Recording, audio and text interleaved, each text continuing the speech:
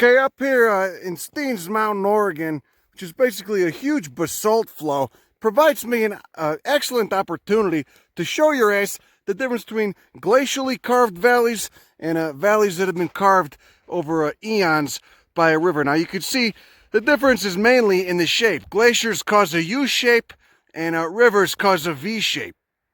You got there's obviously the weight of 10 billion tons of ice, maybe even more than that, gouges out and goes a lot deeper, cuts a lot deeper and a lot faster, geologically speaking, in terms of geologic time, into a mountainside than a river does. Rivers cut through that rock with the aid of silt and sand grains that they're moving.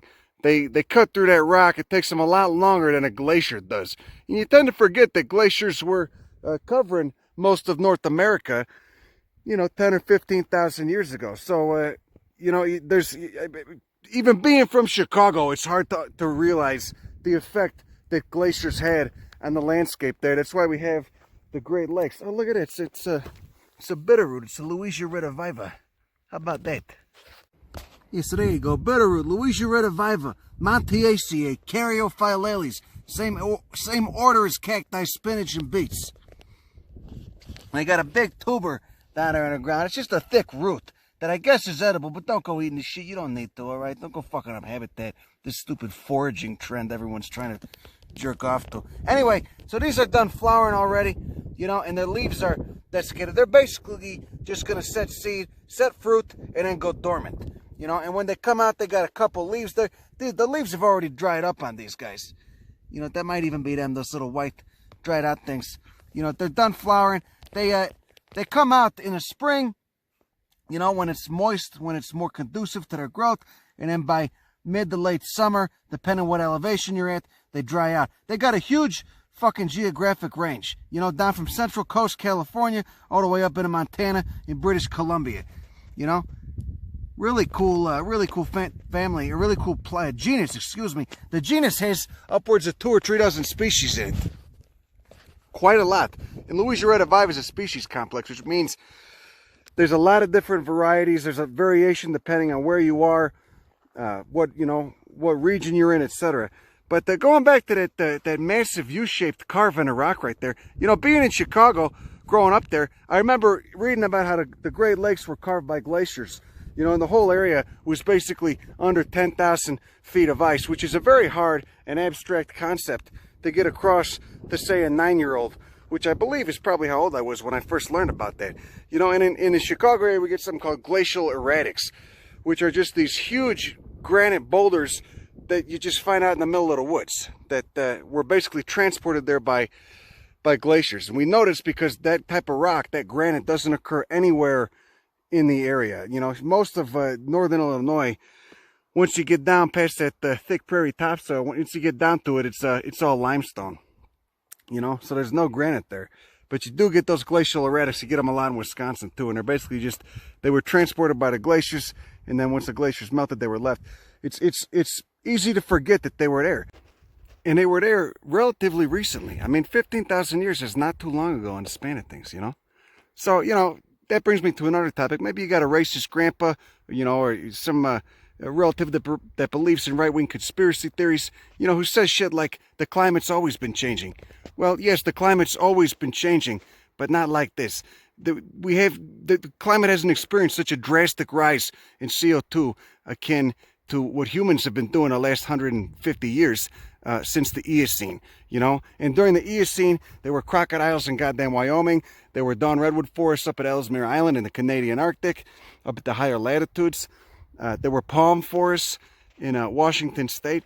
You don't want to go back to that time. It might seem nice, but to do that now with 8 billion people, with a population 8 billion people, to experience an abrupt change like that, and it will be very abrupt. It'll fuck up everything. It'll fuck up food distribution patterns. It'll fuck up farming. It'll fuck up where people are able to live. You get a drastic rise in sea level.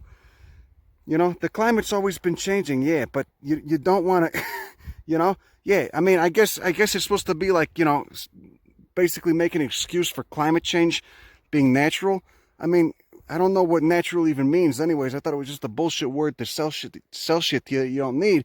But if you want to get down to it, the comet that slammed into the Yucatan Peninsula 66 million years ago was natural. You know, that doesn't mean you want to create it and just, you know, start off a nuclear war or something like that. Every major extinction, except for that KT extinction, has been tied to climate change caused by a rise in CO2 levels. Granted, that massive rise in CO2 levels was due to things called flood basalts, basically volcanoes that erupt for hundreds, if not thousands of years, and they were fucking devastating. Life could not adapt. That's why, you know, the Permian extinction, 90% of ocean organisms wiped out. And Triassic extinction, 70% of ocean organisms wiped out. Both those were tied to rises in CO2. Okay? Which, you know, we're able to deduce from reading rocks, etc. I mean, these were massive events, and that's what we're approaching. I mean, we're injecting CO2 into the atmosphere at such an alarmingly fucking fast rate. It's gonna be, it's gonna get ugly, you know. And I used to think climate change, that might be kind of nice. I like warmer summers, you know. But then I really realized, you know, the more I got into reading about geologic history, mass extinction events, biogeography, how life adapts, I really realized this is a pretty serious fucking thing. And it's not going to be pretty. And it's not just going to be warmer winters. You know, it's going to be just a disruption of everything that we know and that we are used to. So it's not something you want to go back to. And it's stupid too, because it's all we had to do is just change a couple things. It seems like a big deal, but just change a couple things. And I'm not talking about wiping your ass with carbon neutral toilet paper or some stupid shit like that doesn't really do anything. I'm talking about, you know, major infrastructural changes that our quote-unquote leaders could have been enacting, you know, and instead of people complaining about, they could have just adapted to, you know. And now it's going to be forced on us, and we're going to have to make some big-ass changes, and we're going to be forced to do them, or it's going to cause us some catastrophic, cataclysmic events that will heavily impact civilization. So anyway, getting back to that, it's a nice U-shaped valley, huh? Just imagine, you know, almost a half-mile long, half-mile deep ice cube just sitting right in that valley, carving that shit out. Nice to think about. Look at that gallium. Rubiaceae in the coffee family. Isn't that hard to believe? How'd you get in the coffee family? Huh? How the fuck? But if you get up close and you look, you see those petals are fused and they got a salver-formed corolla. This is actually this is a very successful genus in the temperate zones. Got a species of Sicoroideae, probably a crepus. Got some nice little pink onions going off all over the place. They smell like, they stink like onions too. Then of course you drop, you get up over that ridge and you see it's just a straight drop off. Look at all those columns of basaltic magma, cooled basaltic magma. And this of course was, I believe, all just one contiguous flow. Or it could have been, I guess it could have been a series of successive ones. Oh look, it's a species of sedum, Crassulaceae, possibly lanceolatum, possibly the bile. I don't know, look at those basal leaves. Succulent basal leaves. Artemisia tridentata, Cercocarpus latifolius. Got some nice Castellias paintbrush. Nice hemiparasite. Pretty goddamn lichens on those rocks. On those mafic basaltic rocks. God, its sedum's weird. Look, it's Leptosiphon natalii. Remember the Polemoniaceae? And the flowers kind of smell like musky ass. How about that? Wonder why that is. Wonder what pollinates them. You know, I'm not gonna lie. It's a little sweet. Maybe it's a little sweet. You know, it's not too bad. But it does indeed smell like musky ass. Look at it. It's a fucking glacial carp valley. Nice yew. It's a gentle yew. Cercocarpus latifolius. This was probably a camp spot for the northern Paiute. Okay, up here at about 8,000 feet, a lot of flowers are still going off, a lot of shit's still banging. And now this is a pretty incredible plant. This is Frasera speciosa. It's a member of the gentian family. And, you know, up until, I believe maybe a decade or two decades ago, it was thought that this was a biennial plant. You know, it came up, you know, see there's a young one right there. It came up once, got those little almost succulent leaves, gathered a bunch of, you know, came up one year, gathered a bunch of energy from photosynthesis, created a bunch of carbohydrates, went back into the ground, then 2, maybe 3 years later flowered. A guy that was doing research on this at Rocky Mountain Biological Laboratory recently figured out these plants can live up to 80 years. And they only flower once though. So they live up to 80 years and then they flower once and then die, and that's it. And they tend to all flower at once, so you get a coordinated flowering event. I don't know how the shit they do that. It's pretty goddamn amazing. But you know, I spent the past 15 years of my life being amazed by fucking plants. So I guess they never cease to amaze me. They surprise me. Look at those flowers, typical Frasera flowers. Now Frasera is a genus with a lot of species in it. None like this though. And most are, you know, small perennials. They come back from, you know, they only top out a foot, maybe 2 feet tall. They get the same flower morphology though. 4 petals, 4 stamens, a central ovary. Nice little pattern and a corolla. And then when you get up in there, you can see they got a little hairs right above the nectaries. See that? And it's probably to both to, you know, manipulate the behavior of the pollinators as well as keep the all the sugary nectar close to the petal. But I mean, to learn that a plant lives for upwards of 30 to 50 years, sometimes 80 years, gathering up all that energy, you know, they must have a massive root in that ground, massive perennial root. Here's a dead one. You can see. Hey, it's pretty woody. It's woody tissue. Almost feels like an agave stock. Agaves, of course, are also monocarpic. Common name for this is monument plant. And it's just, it's a real hit with the pollinators. Now, I've seen it in Cedar Breaks National Monument before in Utah. It's pretty common at higher elevations throughout the Intermountain West. And again, those flowers are fucking incredible. So much nectar, so much sugar being produced by this plant. And again, flowers once, produces a ton of seed and then dies. But it sometimes takes upwards of, you know, 50 years to get there. Here we are, late July, still flowering. Just starting, it seems like. Up at the higher elevations, nice. There's another one. There's a couple. They're all over here. They're just hanging out underneath the sagebrush. And it makes sense where they're so long-lived, too. I mean, to produce a flowering stalk that big and that rich in nectar and sugar in an elevation where the growing season's only 2 or 3 months, if that, you know, that's going to take a while. It's going to take a couple decades. But, I mean, they're the king of what's flowering out here. I mean, they're going to get all the fucking pollinators, and they're pollinated primarily by bumblebees. God, what an impressive plant. I've seen it before, but I just, you know, until recently, you know, I read up on it, and goddamn. Hey, it's a pretty flower. It's a pretty flower, but like everything, the more you know, you know? The more context. Okay, up here now at about 8,500 feet, you can really see the layering of that basalt, just like a layer cake. Flow after flow erupting between 18 and 13 million years ago. But look at this. Check this out. 2 cool members of the rose family, Rosaceae.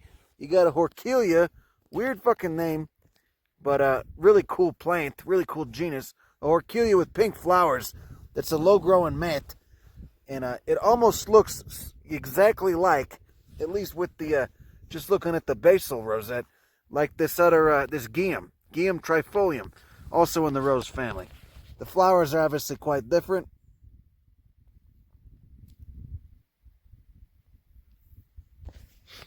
But everything here, I mean, nothing really gets too tall, obviously, you know, because it's buried in snow for 3/4 of the year, and the winds are probably unbelievable. So anything that got too big would just get taken apart. You know, even when you see trees growing at you know, above timberline, or obviously it's not timberline if there's trees, but if you see trees growing this high up, they're typically krumholst is the name for them. They just mean wind blown. They're low to the ground. They're kind of prostrate. They're growing sideways. A lot of the white bark pines do that. Limber pines. Got some nice senecios. Bunch of castanea.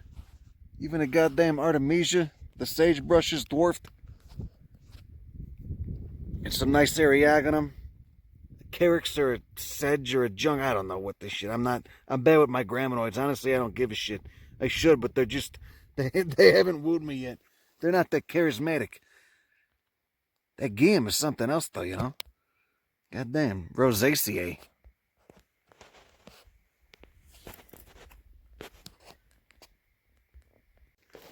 God, lupins. What a weird goddamn genus. Lupinus. Look at this guy. Up here above 8,000 feet, he's only 4 inches tall. Doesn't top out. Higher, taller than 4 inches. But I seen him down in Michoacan State. Same genus, different species. Up there in Reserva de Mariposa Monarca, where the monarchs go in the wintertime. It's like 10,000 feet in the Abies religiosa, religious fir forest. They get up to 8-9 feet tall. Holy shit, same flower structure. Palmate leaves, they all got palmate leaves like that. It's called being palmate. See that? Same flower thing going on. That top part of the flower, okay, the white part right there, it's called the banner. Then the purple part's called the wings, which open up, and then you get down. Let me see if I can do it right. You get down in there, and then the wings basically conceal the keel, and then inside that damn keel are the sexy parts, the stamens and the pistils, which I can't do one. Oh, you can get a little bit. You see that? See that orange pollen coming out? Very strange flower structure. But the whole genus is immensely successful in the North American West. And I believe there's a couple species down in South America too. You know, in Peru you got some. You know, probably 100 species, probably more than that. I don't know. You'll have to look that one up on your own. But just to admire this dainty bastard up here at 9,000 feet on Staines Mountain for what he is. Whew. Okay, so this is about the top of the mountain over here. And this is where, you know, the glacier, the back of the glacier would have been, you know, where you hear 15,000 years ago. You can see the corn lily. Veratrum is the genus. Melanthiaceae is the family. Most of the stuff in Melanthiaceae is deadly toxic. But the common name for this is corn lily. I think it just got that common name because it kind of looks like corn, I guess, if you're a jackass, you know, or you just don't know anything about botany. I shouldn't be rude, excuse me, you know, but it just looks like corn because of the leaf arrangement, but it's not related to corn at all, of course. It is a monocot, though. Veratrum is the genus, incredibly toxic, but it sends up a beautiful flowering stock, you know. I mean, we're talking like, you know, 4 feet tall, 5 feet tall up to there. Just a big stock of white flowers. It's a real banger. And of course, you could tell it's a monocot. For those of you that don't know the difference, monocot because it's got that parallel venation, just like an orchid, which is another monocot. It's an important, you know, it's a relatively vague. It doesn't get that articulate in terms of diagnosing species, but it's an important distinction when you're looking at flowering plants. Monocot or dicot. Eudicot is technically not dicot, eudicot. There's a more appropriate terminology for it. If you want to get all phylogenetical and systematical, you know. See, there's still snow here. You just hear that stream raging like hell. Oh yeah, it's raging. It sounds like the trough urinal after, you know, a 9th inning in a Sox game.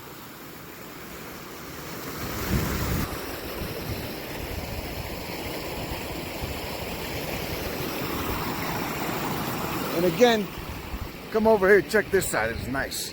Got that pink snow. That pink snow is actually produced by carotenoid pigments in a species of algae. Chlamydomonas nivellii, I think. Chlamydomonas is the genus. But that's why the snow is pink like that. And I think it's mildly toxic too, I don't know for sure. Look at those nice basalt. Those nice basalt boulders.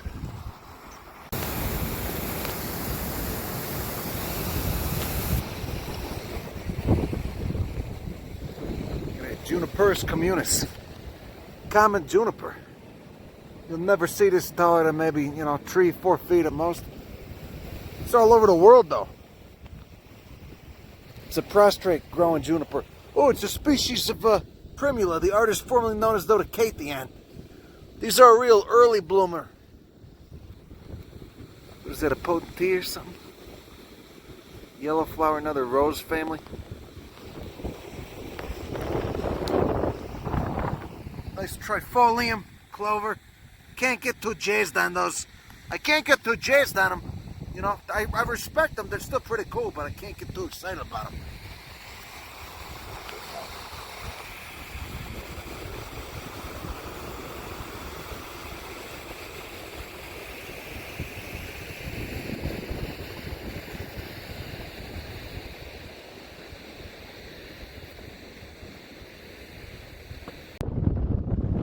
Look at it, look east over the Alvord Desert for some unsustainably grown alfalfa.